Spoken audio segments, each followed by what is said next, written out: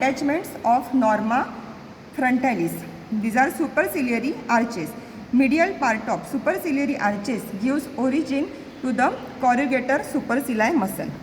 So, corrugator supercilii arises from superciliary arches, medial part of it. Then, this is nasal bone, medial part of nasal bone. This gives origin to the procerus muscle. Now this is the maxilla bone.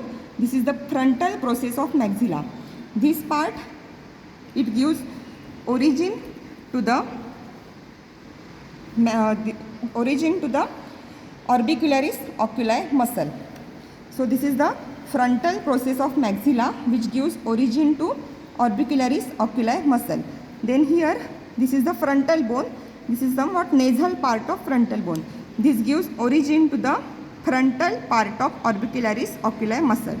Between the frontal and maxillary origin of orbicularis oculi muscle, there is a ligament is attached, that is the medial palpebral ligament.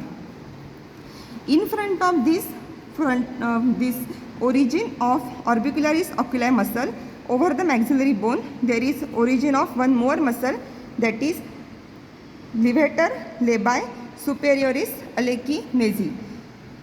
That is, this muscle is going to the lips and the nose, and they are elevating these structures. So levator labii superioris alechi-nasi. Orbicularis oculi, here it is surrounding these eyes, opening of the eyes. Then you can see this is the inferior orbital margin and this is infraorbital foramen.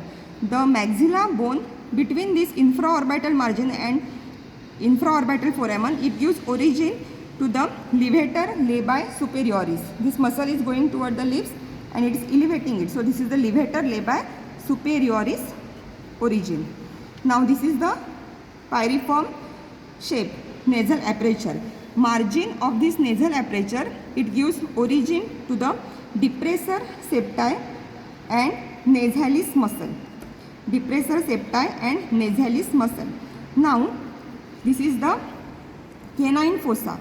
This canine fossa gives origin to the levator anguli oris, which is a part of orbicularis oris muscle.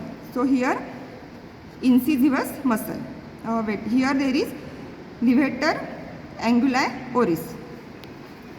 Now, here below the depressor septi, there is origin of the incisivus muscle. Now here you can see this is a zygomatic bone which is forming the prominence of the superolateral aspect of cheek. Here on this bone you can see this is zygomatic of facial foramen. Below this foramen there is origin of zygomaticus minor muscle, and lateral to the origin of zygomaticus minor muscle there is origin of zygomaticus major muscle.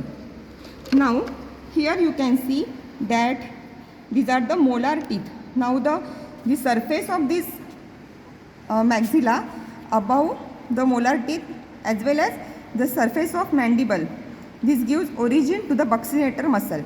Buccinator muscle also arises from pterygomandibular raphe and it forms the part of orbicularis oris muscle. So these are the muscles which are arising from this norma frontalis. Thank you.